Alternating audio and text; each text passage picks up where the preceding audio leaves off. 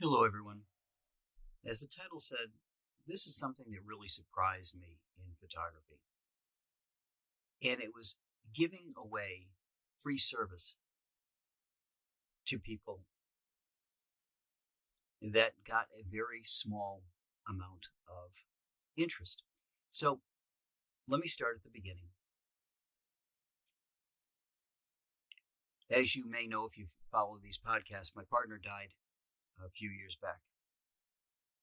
About a year after that she passed, I wanted to do something that would honor her and do something that I thought needed to be done. Now, I had pictures of her, but I also had a lot of selfies. And it occurred to me that people who lost someone through an addiction or through a hate crime may only have selfies or something similar to deal with, or maybe it's just an old photograph that they've got. So my goal was to do some retouching and make those photographs newer, make them look better, allow people to see their loved one in the picture in the best light possible. So in order to do this, there were several tasks that I took upon myself to get better at making these photographs look good and to improve old photographs and things.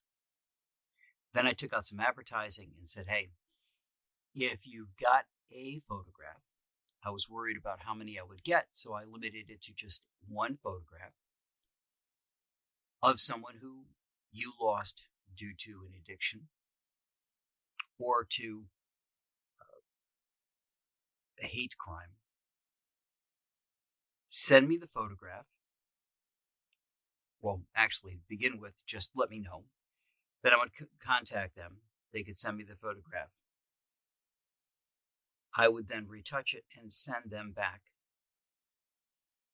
the improved photograph. In addition, if they wanted, I had a website that I was setting up, kind of a memorial site for all of these people, so that the refreshed photograph would be available there for them to view and share the site with. The goal, like I said, was to give everybody a good photograph of their loved one. Taking out the advertising, I was concerned that I might end up with more work doing this, or more photographs than I could possibly handle. But it was worth the risk. I wanted to see how many people I could help by giving them the gift of a good photograph.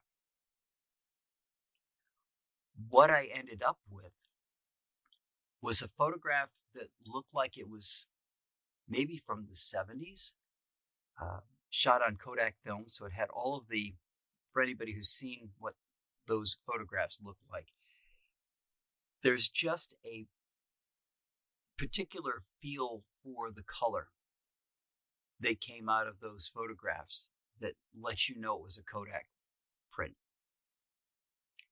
And I had an older photograph that needed to be fixed. And that was it. So I over-prepped, which is never a bad thing. You always want to be prepared for more than you're going to get. You don't want to be overrun, especially when you're doing something like this, and you want to get out as many as you can. But at the same time, I was surprised. And it made me wonder if it was that people don't have photographs or don't appreciate them the way that they used to. I mean, if you look back at all the photographs in magazines and things like that, there was a long period where photographers could make a lot of money taking pictures for magazines, for example. And that's degenerated a lot into paparazzi crap. Just a snapshot of between two people, some star walks out of a restaurant or something, and not the old posed photographs that we used to have of these famous people. And I wonder if we just have a change in the way photography and photographs are viewed, that they just seem to be more a commodity, especially with the number of selfies and things. You look at TikTok or Instagram, shorts, reels, all these videos, they're really not what you would consider to be higher quality material, but there's a lot of them. And it kind of makes me wonder if we've gone the route of quantity over quality. That the quality doesn't matter as much, just as long as there's a lot of them. So maybe there's one in there that you like.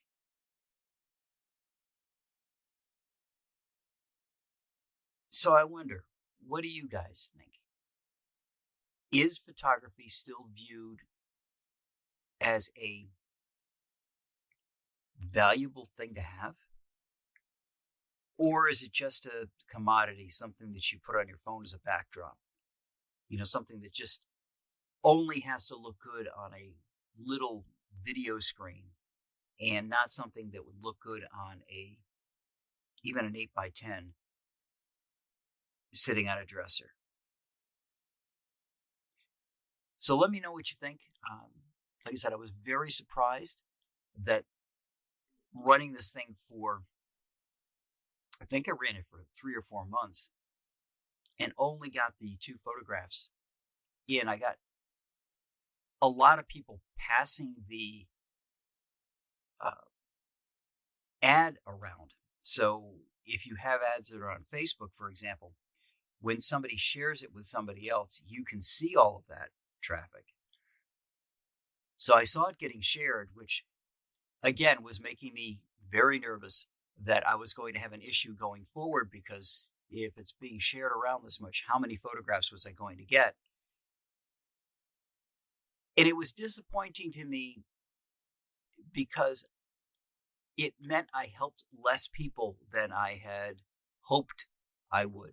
Again, it was both in memory of Jacqueline as well as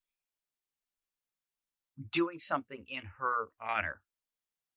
So I really wanted this to be seen. I wanted it to be something that people signed up for and had more of a reach and helped more people. And it surprised me that it did not. Maybe I shouldn't have been surprised. I don't know. You guys let me know in the comments what you think. I'm not sure, like I said, why it wasn't as popular as I expected it to be. But maybe I'm missing something here and you guys can let me know. But it really surprised me that putting out a free service for retouching and restoring photographs just didn't do very well. And I'll talk to you guys all next week.